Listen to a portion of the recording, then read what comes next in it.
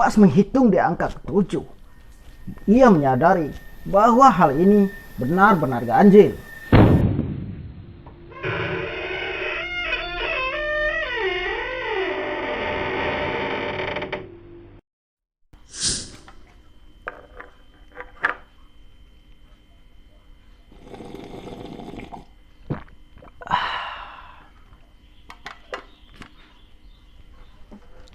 Halo sahabat cemilan, apa kabar kalian semua? Kembali lagi di Apo Channel bersama saya Aryan Piko. Lagi-lagi kali ini Apo Channel akan menceritakan sebuah kisah horor di Pulau Sumatera. Dimana kali ini Apo Channel akan menceritakan tentang salah satu keangkeran rumah hitam di Provinsi Jambi.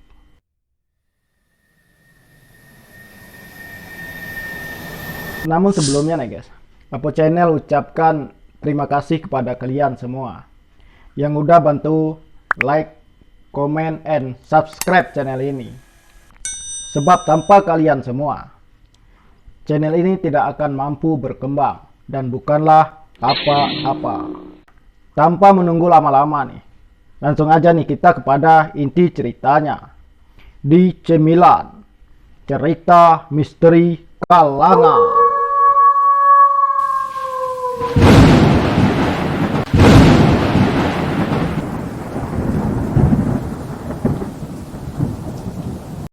Rumah hitam. Mendengar kata rumah hitam bukanlah hal yang asing lagi bagi sebagian warga di Kecamatan Jangkat, Kabupaten Merangin, wilayah barat Provinsi Jambi. Hal ini lantaran banyaknya rumor yang beredar tentang keangkeran rumah hitam tersebut, di mana rumah hitam yang terletak di ruas jalan antara pusat kota yang menghubungi Kecamatan Jangkat ini tepat berada di kaki Gunung Masurai, kawasan Taman Nasional Kerinci Seblat. Dulu tak sedikit para pejalan kaki dan pengendara yang melewati ataupun yang melintas di kawasan tersebut yang langsung merinding. Sebab tak sedikit pula dulunya orang yang melintas di area tersebut mengalami hal-hal ganjil ataupun teror dari makhluk gaib. Bagaimana tidak? Keberadaan rumah kosong yang terbuat dari kayu berwarna hitam tepat di pinggiran ruas jalan ini tentunya membuat suasana semakin mencekam bagi siapa saja yang melewati area ini. Langsung aja kita masuk ke dalam ceritanya. Pada tahun 1995 silam lalu, ada cerita mistis yang dialami oleh para pencari rotan. Sebut aja namanya Ci Ali dan 5 teman-temannya. Sebut aja namanya Ateng, Dirman, Uwo, Mamo, dan Jun. Dimana kala itu ia berencana untuk mencari rotan di kawasan hutan tepat di bawah kaki Gunung Masurai. Sulitnya mata pencaharian, apapun mereka lakukan demi untuk memenuhi kebutuhan kehidupan sehari-harinya. Selagi itu masih dalam konteks halal. Di mana pada suatu hari, pagi itu Ci Ali bersama kelima orang temannya ini berangkat dari desanya menuju wilayah kawasan hutan rimba, berharap bisa mendapatkan kualitas rotan dengan hasil yang maksimal. Setelah menempuh perjalanan panjang dengan menerobos semak belukar dan lebatnya pepohonan rimba, akhirnya mereka tiba di lokasi. Tak sia-sia hari itu, mereka mendapat banyak sekali rotan berkualitas bagus, yang tentunya nilai jual harganya pun lumayan mahal. Setelah sekian lama, Tak terasa, saking semangatnya mereka ini mencari rotan kala itu, sore pun tiba. Itu artinya mereka harus kembali bergegas pulang keluar dari lebatnya pepohonan hutan tersebut.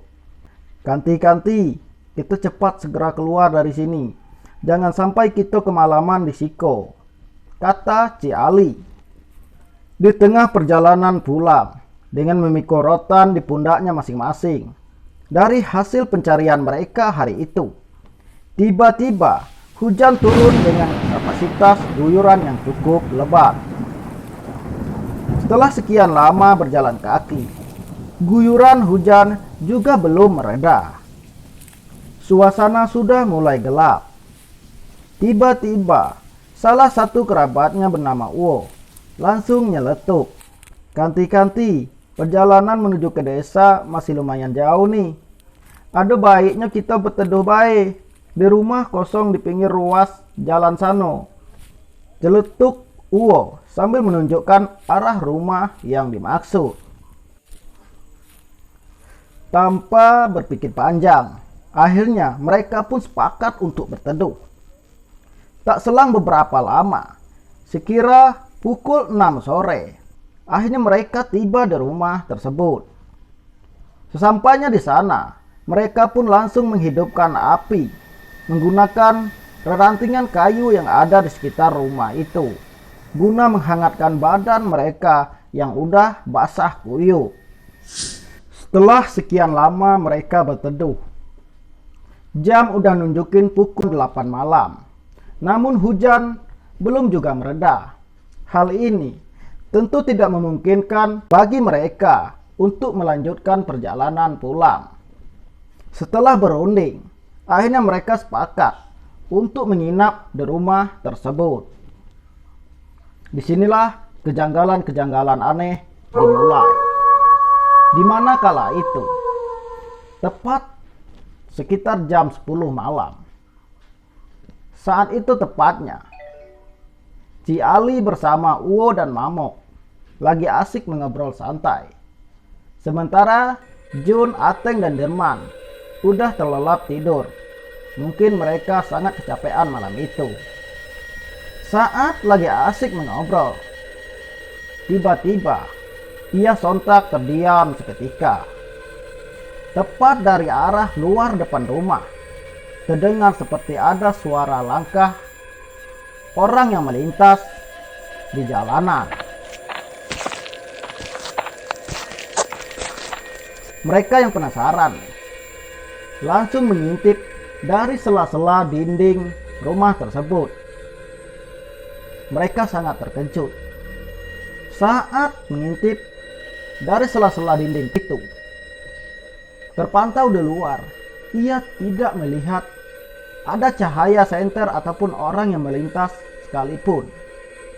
Hal ini tentu menjadi tanda tanya bagi mereka. Apa iyo ada orang yang melintas malam-malam kayak gini? Jangankan orang sendirian, berjalan kaki ataupun rame-rame. Kendaraan baik gak berani melintas di Siko, bisik Ci Ali kepada Uwo dan Mamok saat itu. Hal ini membuat mereka sangat merinding ketakutan. Untuk menghilangkan rasa takutnya yang berlebihan itu, akhirnya mereka pun memutuskan untuk segera tidur. Mengingat pencahayaan api yang dihidupkan tadi juga udah mulai meredam. Namun, belum sempat memejamkan mata, tiba-tiba ada keanehan ataupun kejanggalan kembali terjadi. Lagi-lagi, tepat dari arah depan rumah, terdengar ada seperti suara anak-anak yang sedang bermain. Tentu hal ini membuat suasana semakin mencekam. Sebab secara logika, anak-anak mana yang berani ataupun anak-anak siapa yang berani bermain di tengah hutan?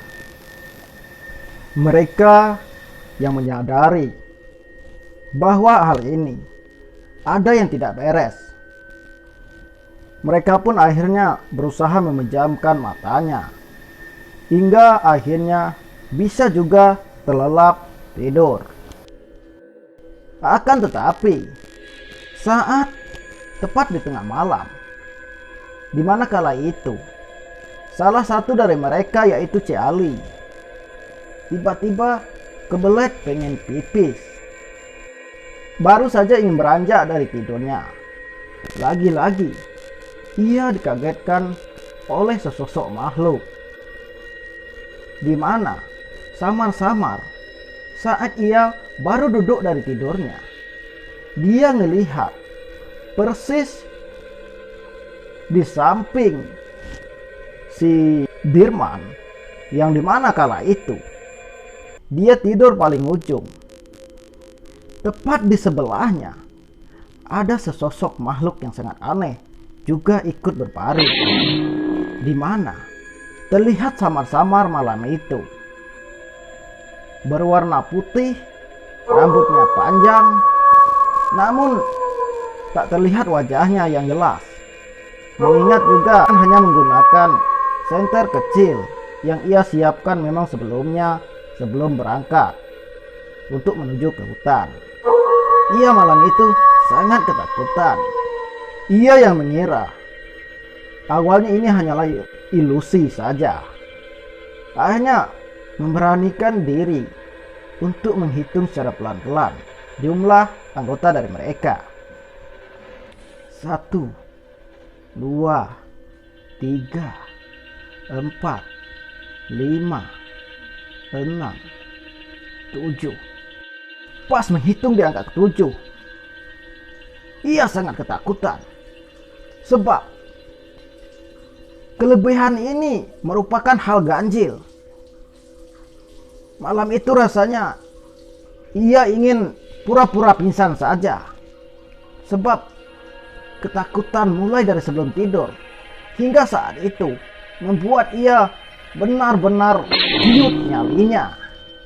Di tengah ketakutannya itu, tiba-tiba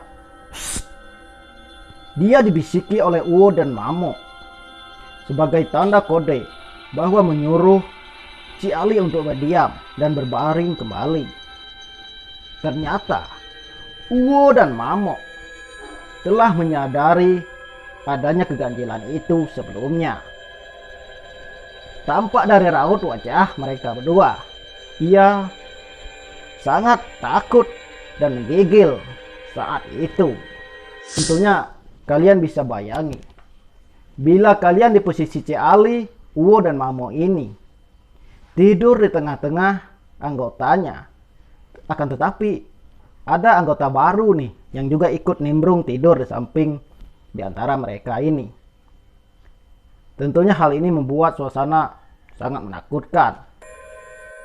Singkat cerita, malam itu meski dihantui oleh rasa ketakutan yang luar biasa, mereka pun akhirnya memaksakan untuk terlelap tidur di tengah-tengah sosok yang juga ikut nimbrung di sampingnya tersebut. Tak terasa, pagi pun tiba. Pagi itu jam udah menunjukkan pukul 5 subuh. Akhirnya mereka semua ini udah pada bangun. Akhirnya secara spontan, tiba-tiba salah satu dari temannya, si Mamo, langsung nyeletuk. Berhitung mulai. 1, 2, 3. Sambung Cik Ali dan si Uwo yang paham maksud dan tujuan si Mamo. Sementara 3 teman lainnya, yaitu Jun, Ateng dan Dirman, yang merasa bingung dengan tingkah laku si Mamo ini, lanjut ikut mengimbangi dan menyambung dengan angka 4, 5, 6. Sambung mereka secara serentak pula. Uwo, Cik Ali dan Mamo mengatakan alhamdulillah sebagai sujud syukur mereka bahwa mereka atau anggotanya ini lengkap dan tidak ada kelebihan lagi seperti saat malam tadi. Tak selang waktu, setelah mereka siap, akhirnya ia memutuskan untuk melanjutkan kembali untuk pulang ke desanya dengan melipiri ruas jalan di tengah hutan itu, sambil berharap ada kendaraan yang melintas bisa mereka tumpangi. Namun benar saja, sekira 30 meter dari rumah tersebut lamanya berjalan kaki, tiba-tiba benar saja ada kendaraan melintas di jalan itu. Akhirnya mereka pun ditawarkan untuk menumpang. Namun di sini ada keanehan lagi nih. Saat mereka menumpangi atau sudah naik ke atas mobil dan siap-siap untuk berangkat, secara jelas terdengar tepat di rumah tempat ia menginap semalam, terdengar suara seorang wanita yang tertawa sangat menyeramkan.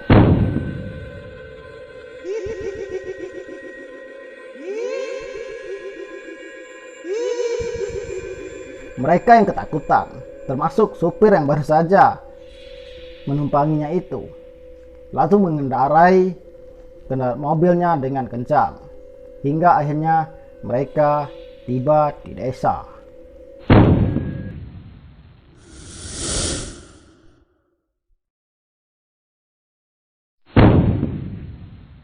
Disinilah semua terungkap. Ternyata di balik berdirinya bangunan rumah kayu berwarna hitam itu, tepat di tengah hutan ruas penghubung pusat kota Kecamatan Jangkat, rupanya bukanlah tanpa alasan ataupun ada asbab musababnya. Berdasarkan yang berhasil dirangkum oleh Apo Channel dari beberapa sumber, rumah hitam ini didirikan oleh para pekerja dan bala tentara saat pertama kali membuka dan membangun jalan di kawasan tersebut. Tepat di mana kala itu, saat mereka mengerjakan badan jalan di wilayah itu, ada di satu titik, namanya adalah wilayah Payo Sepah. Payo artinya lumpur, Sepah itu nama lokasi yang dikenal oleh masyarakat tersebut, sehingga biasa dikenal oleh masyarakat setempat dengan sebutan Payo Sepah. Dengan kondisi ataupun tekstur tanah yang lembab berair di tempat itu, akhirnya membuat pekerjaan sedikit melambat. Belum lagi ada teror-teror ataupun gangguan-gangguan dari makhluk gaib saat mereka mengerjakan badan jalan di titik itu. Hingga akhirnya pada suatu ketika ada beberapa pekerja yang bermimpi ditemui oleh makhluk halus, di mana sosok makhluk halus itu dalam mimpinya ia meminta untuk dibangunkan sebuah rumah. Tentunya titah ataupun permintaan makhluk halus di dalam mimpinya itu bukanlah tanpa alasan, akan tetapi merupakan syarat agar semua kegiatan pembangunan bisa berjalan dengan lancar. Akan tetapi dalam mimpi itu juga makhluk tersebut minta didirikan rumah tepat di atas tanjakan yang tak jauh dari titik lokasi Payo Sepah itu. Setelah mempertimbangkan mimpi tersebut, mereka pun membangun rumah itu, yang dimana rumah itu dikenal masyarakat setempat dengan sebutan rumah hitam. Hal ini karena rumah bangunan kayu itu bercat warna hitam. Benar saja, setelah rumah itu dibangun, semua pekerjaan bisa dikerjakan dengan mulus hingga akhirnya selesai.